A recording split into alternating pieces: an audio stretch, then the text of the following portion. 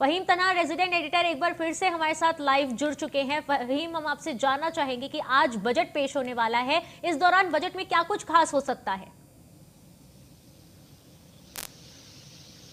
देखिए, बजट में आज के एक जो सबसे महत्वपूर्ण बात होगी वो ये है कि राज्य के जो आर्थिक संसाधन है उसको बढ़ाने को लेकर के बात होगी। और दूसरा ये जो एक महत्वपूर्ण फोकस के तौर पर अगर हम कहते हैं तो फोकस होने वाला है जो राज्य में स्वरोजगार और रोजगार के अवसर बढ़ाने को लेकर के एक बड़ा फोकस होगा। दूसरा स्कूल और स्वास्थ्य सेवाओं में सुधार को लेकर के फोकस होगा। और तीसरा जो इंफ्रास्ट्रक्चर है डेवलपमेंट के नजरिए से उसको लेकर के भी इसमें फोकस होगा। और ये जो बेसिक आधारभूत ढांचा है, अगर हम इसमें जो प्राथमिक सेक्टर है जिसमें कृषि और बागवानी शामिल है, अगर हम इसको भी शामिल करते हैं तो इसको लेकर के भी फोकस होगा। क्योंकि पिछले दिनों भी संकेत दिया था मुख्यमंत्री त्रिवेंद्र सिंह रावत ने कि जो समग्र विकास को ध्यान में रखते हुए बजट पेश किया जाएगा और राज्य का हर आदमी इससे अपने आप को जुड़ा हर पहलू पर जुड़ा महसूस करेगा, सर्वांगीण विकास के नजरिए से महत्वपूर्ण होगा, एक अच्छा बजट होगा।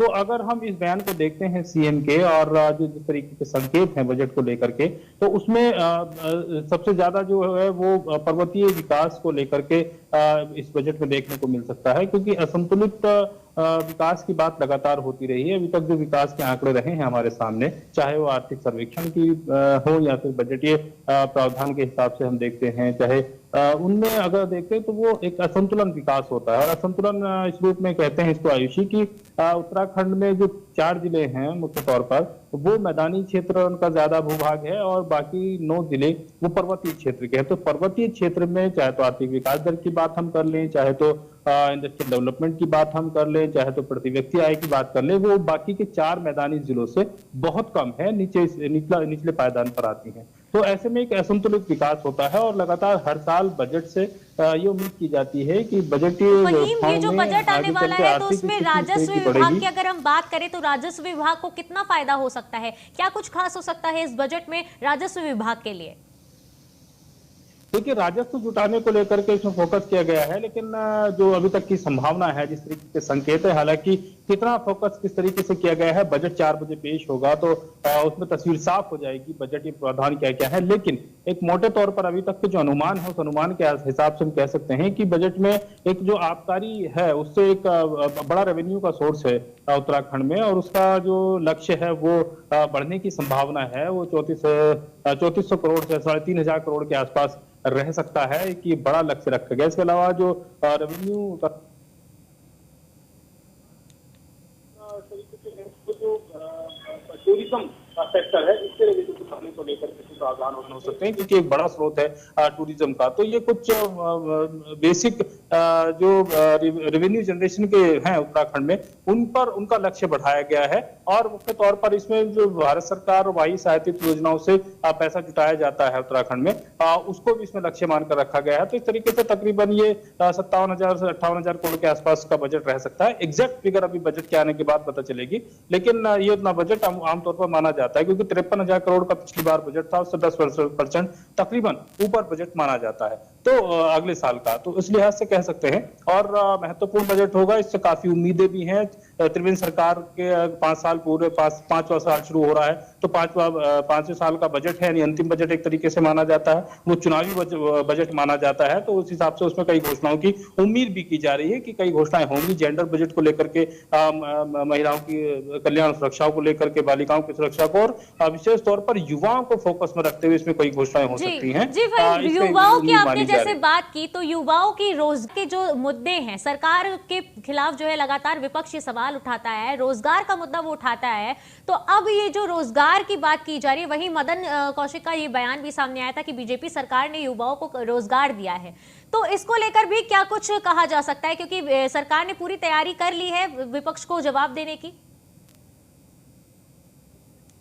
बिल्कुल, देखिए, सदन में रोजगार के मुद्दे को लेकर के विपक्ष लगातार हमलावर है। अलग अलग तरीके से हम पिछले दिनों भी देखा, और आज सरकार ने विपक्ष को जवाब दिया है सदन के अंदर रोजगार के मुद्दों को लेकर के। और बहुत साफ तौर पर जो स्वरोजगार उपलब्धता है उसको भी रोजगार से जोड़ा है। तो जाहिर सी बात है कि रोजगार और नौकरी, दोनों में फर्क होता है, दोनों में अंतर है।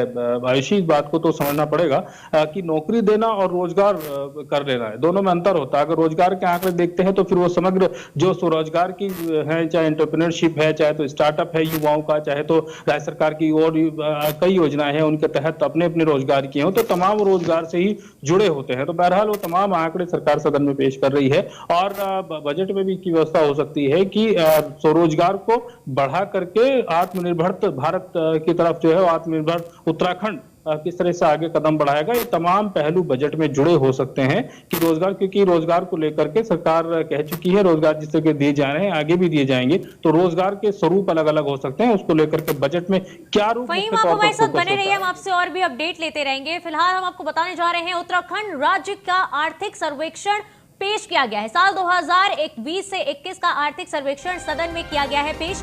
राज्य का चतुर्थ आर्थिक सर्वेक्षण अर्थ और संख्या निदेशालय ने तैयार कर लिया है। हर साल की तरह आर्थिक सर्वेक्षण के इस संस्करण में राज्य की अर्थव्यवस्था से संबंधित कई क्षेत्र और उनके उप क्षेत्रों की पिछले सालों की उपलब्धियां के साथ साथ चालू हो गई हैं।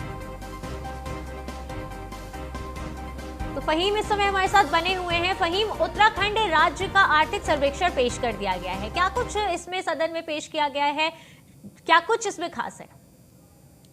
देखिए, इस आर्थिक सर्वेक्षण में कोरोना की छाया बहुत शिद्दत के साथ परिलक्षित होती है।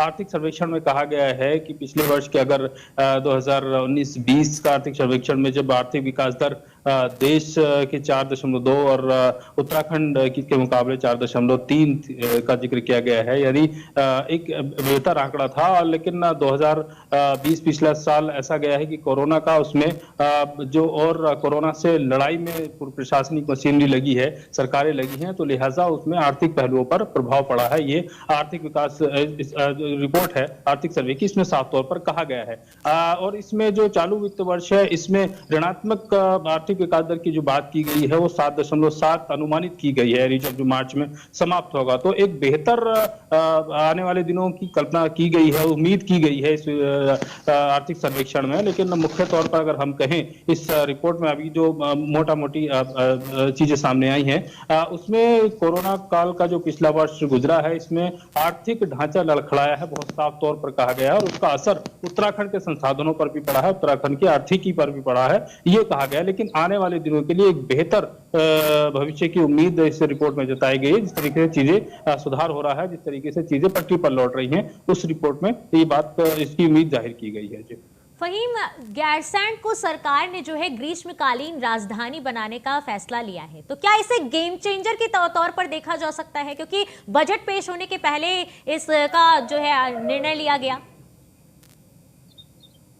देखिए, गैरसैंण को ग्रीष्मकालीन राजधानी पिछले साल बनाया गया था। पिछले साल मार्च में जब बजट सत्र हुआ था गैरसैंण में, तो 4 मार्च को ही वहां बजट पेश किया गया था, और 4 मार्च को ही मुख्यमंत्री ने बजट भाषण के तुरंत बाद इस बात की घोषणा की थी कि गैरसैंण ग्रीष्मकालीन राजधानी होगी उत्तराखंड की। तो लिहाजा बिल्कुल ये एक बहुत ऐतिहासिक निर्णय था मुख्यमंत्री त्रिवेंद्र सिंह रावत का, और ये गेम चेंजर के रूप में भी इसको देख सकते हैं। राजनीतिक तौर पर एक बहुत बड़ा मुद्दा रहा है गैरसैंण, तो वो अब विपक्ष के हाथों से त्रिवेंद्र सिंह रावत ने छीन लिया था। तो लिहाजा चूंकि आज उसकी 1 साल पूरा हो रहा है ग्रीष्मकालीन राजधानी घोषित किए हुए, तो इसलिए भी ये आज का बजट सत्र बहुत महत्वपूर्ण है। आज ही के दिन 4 मार्च को ही पिछले साल बजट पेश हुआ था, 4 मार्च को ही आज हो रहा है, तो लिहाजा ये अपने आप में एक ऐतिहासिक बात है। और ये बात तो बहुत साफ तौर पर है कि विपक्ष के हाथ से, यानी कांग्रेस के हाथ से गैरसैंण का मुद्दा छीन चुके हैं त्रिवेंद्र सिंह रावत। चलिए, धन्यवाद फहीम हमारे साथ जुड़ने के लिए और तमाम जानकारी देने